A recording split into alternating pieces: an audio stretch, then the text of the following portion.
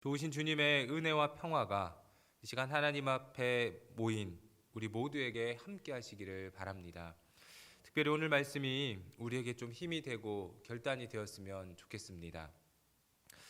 인간은 다양한 방법으로 배웁니다.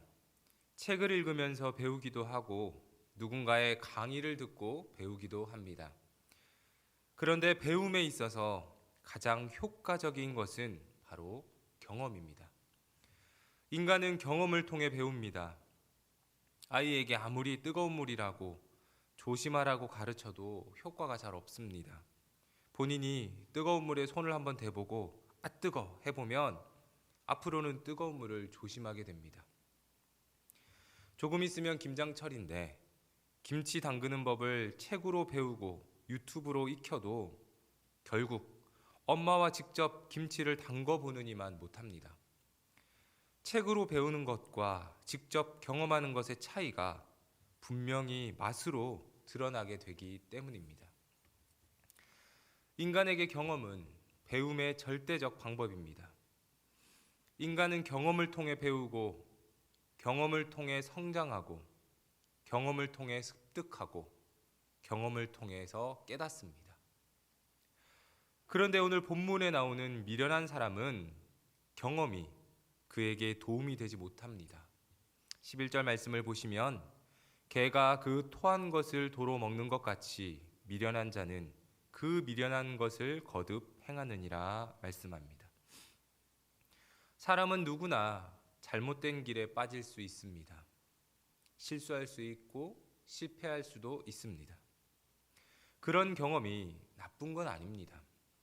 오히려 실패와 실수를 통해서 바른 길로 가는 계기로 삼는다면 그것은 좋은 일입니다. 실수를 돌이켜보고 다시는 그릇된 전철을 밟지 않으려고 노력하는 데에 참된 삶의 의의가 있습니다. 그러나 미련한 사람은 그렇지 못합니다. 자신의 실패를 기회로 삼지 못합니다. 성경에서 개는 주로 부정적인 동물로 묘사가 됩니다. 본문에서 표현된 개의 습성은 토한 것을 도로 먹는 것입니다. 이것은 동일한 실수를 계속해서 반복하는 걸 의미합니다. 개와 마찬가지로 미련한 사람은 경험을 통해서 습득하고 배우는 것이 아니라 그 경험을 무가치하게 만듭니다. 미련한 사람은 실수를 통해 교훈을 얻지 못합니다. 시행착오를 되풀이합니다.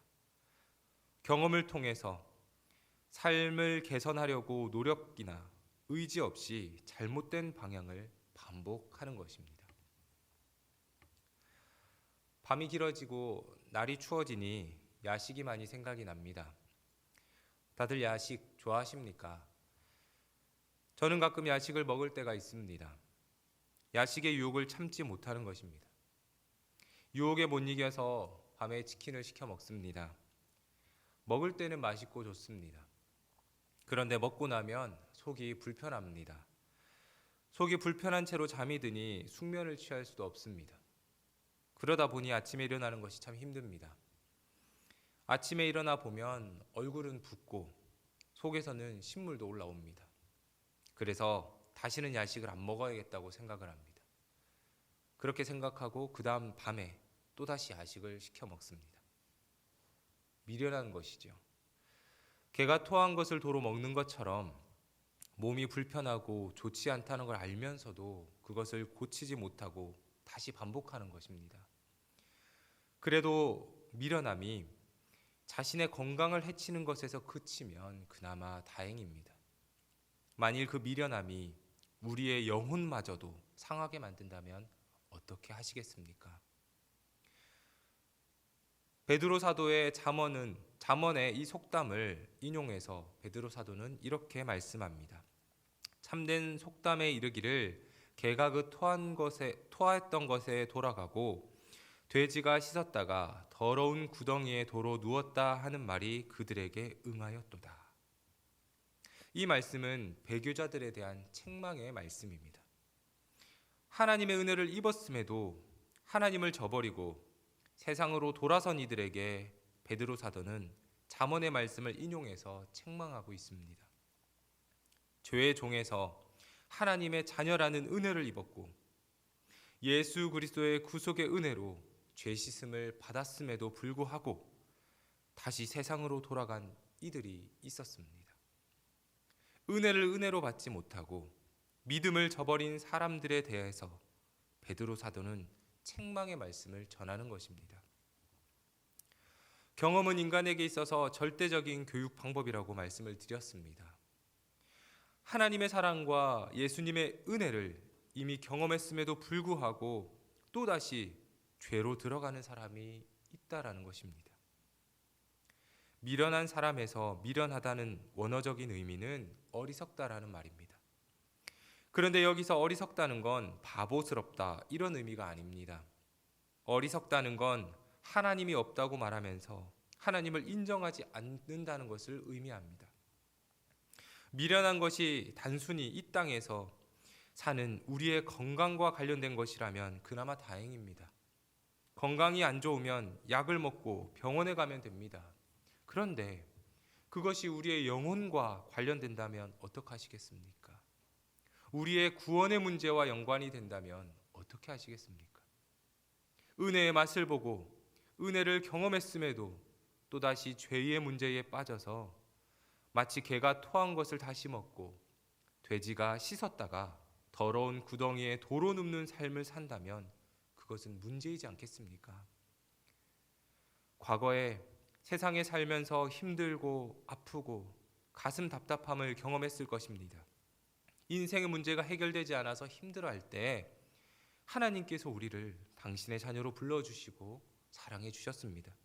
그럼에도 또다시 세상으로 죄 속으로 들어가는 것은 미련한 사람의 모습입니다. 사랑하는 여러분, 우리는 미련한 자의 모습으로 살아서는 안 됩니다. 실수와 실패의 경험을 거듭 반복해서는 안 됩니다. 예수 믿기 전의 삶이 어떤지 우린 다 알고 있지 않습니까? 그 전으로 돌아갈 수도 없지만 그 전으로 돌아간다는 것은 미련한 사람입니다. 은혜를 입은 자로 하루하루를 살아가시기를 축복합니다. 또 한 가지 말씀드릴 것은 게으름입니다. 14절을 보시면 문짝이 돌적이를 따라서 도는 것 같이 게으른 자는 침상에서 도느니라. 예수님은 사람들에게 사명을 주십니다. 어떤 사명입니까? 복음 전파의 사명입니다. 마태복음에서 부활하신 예수님께서 제자들에게 마지막으로 하신 말씀은 너희는 가서 모든 민족을 제자로 삼으라는 것입니다. 가서 복음을 전하라는 것이죠. 이것이 모든 그리스도인들에게 주어진 명령입니다. 곧 사명인 것입니다. 그렇게 예수님은 우리를 복음 전하는 자로, 일하는 자로 부르셨습니다. 그럼에도 일하지 않고 게으름에 빠져 있는 것은 사명을 포기하는 것과 같습니다. 게으른 자는 자기 침상에서 돌고 있습니다. 침상은 안전한 공간입니다. 편안한 공간입니다. 자기에게 가장 안전하고 편안한 공간에만 머물며 일하지 않는 것이죠. 그것이 성경이 말하는 게으른 사람의 모습입니다. 게으른 사람에 대한 성경의 가르침은 무엇입니까? 달란트 비유를 생각해 보십시오. 일하지 않는 종은 악하고 게으른 종이라고 책망을 받습니다. 우리에게 주신 시간, 물질, 건강, 지위, 우리는 이것들을 복음을 위해서 사용해야 합니다. 복음은 생명을 전하는 일입니다. 귀한 일이고 가치 있는 일입니다. 만일 옆에 사람이 쓰러졌는데 심폐소생술을 하지 않고 가만히 지켜본다면 그 사람은 죽게 됩니다. 복음을 전하지 않으면, 일하지 않으면 옆 사람은 죽습니다. 일해야 삽니다. 복음은 생명을 전하는 것이고 이 일을 위해서 하나님은 우리를 세우셨습니다. 은혜를 입으셨습니까? 그렇다면 침상에서 벗어나서 받은 은혜를 전하십시오. 더 이상 안전하고 편안한 곳에만 머물고자 하는 영적 게으름에서 벗어나서 복음의 증거자로, 복음의 사명자로 우뚝 서시기를 바랍니다. 우리의 사랑의 수고를 주님께서 아시고 우리에게 복 주시고 은혜를 베풀어 주실 것입니다. 이 은혜 안에 거하는 저와 여러분들이 되시기를 간절히 축복합니다. 아멘. 기도하겠습니다. 나약하고 부족한 우리를 자녀 삼아 주신 하나님 아버지의 은혜에 감사합니다. 하나님의 은혜를 입었음에도 우리는 미련한 자로 게으른 자로 살아가고 있진 않는지 우리를 스스로 돌아보게 하옵소서. 주신 사명 잘 감당하게 하시고 받은 은혜대로 섬기고 봉사하게 하옵소서. 우리 생명 주님의 것이오니 이 생명 다하는 날까지 주님의 영광을 위해 일하게 하시고 이 땅에서 주어진 시간 동안 성실하게 주의 일을 감당하게 하옵소서. 사랑하는 담임 목사님께 은혜 주셔서 주사랑교회를 통해 주신 사명 잘 감당하게 하시고 영육간에 강건케 하시고 늘 성령의 충만함을 더하여 주옵소서. 성도들의 신앙과 믿음이 회복되게 하시고 주님의 사역이 멈추어지지 않게 하옵소서.